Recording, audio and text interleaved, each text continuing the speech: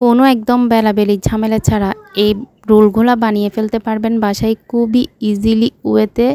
আর দেখেন রোলগুলা কীরকম একদম সুন্দর হয়েছে, খুবই ক্রিস্পি হয়, এগুলা খুবই নরম হয়, সফট হয়, আর খেতেও দারুণ হয়। তো কীভাবে বানালাম ওই প্রসেসটা একটু শেয়ার করি। জাস্ট লবণ দিয়ে ময়দাগুলো পানি দিয়ে মেখে নিব।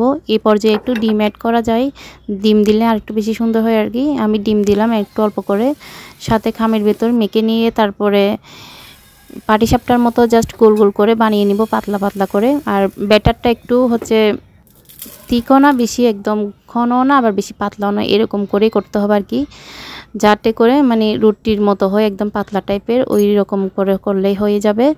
তো আপনারা দেখে অবশ্যই বুঝতে পারতেছেন কীরকম।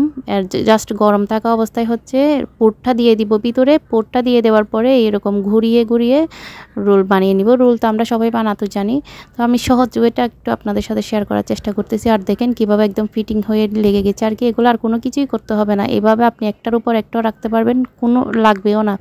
এভাবে ডিপ ফ্রিজও চাইলে হচ্ছে 15 থেকে 20 দিন রাখা যায়, কোনো কিছু একদম পেপার টেপার দিতে হবে না, এইভাবে একটার উপর একটা রেখে দেওয়া যায়, লাগবেও না। জাস্ট নামানোর কিছুক্ষণ আগে নামিয়ে এইভাবে শুধু তেলে দিয়ে দিলে হয়ে যাবে।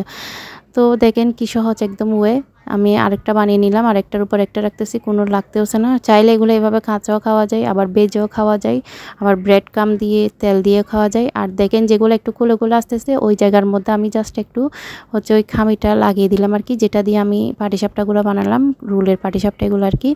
তো এগুলো আমি জাস্ট এমনি তেলে দিয়ে দিচ্ছি আপনাদেরকে দেখানোর জন্য। আবার চাইলে এগুলো ডিম দিয়েও দেওয়া যায়, আবার চাইলে ডিম দিয়ে ব্রেড ক্রাম্ব দিয়েও দেওয়া যায়, এটা যার যেরকম ইচ্ছা আর কি।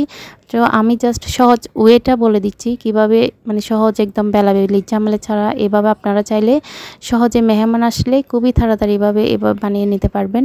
তো খুবই সুস্বাদু হয়, মজা হয়, অবশ্যই বাসায় একবার ট্রাই করে দেখবেন। আর ভিডিওটি ভালো লাগলে অবশ্যই একটা লাইক কমেন্ট শেয়ার করে দেবেন। আসসালামু আলাইকুম।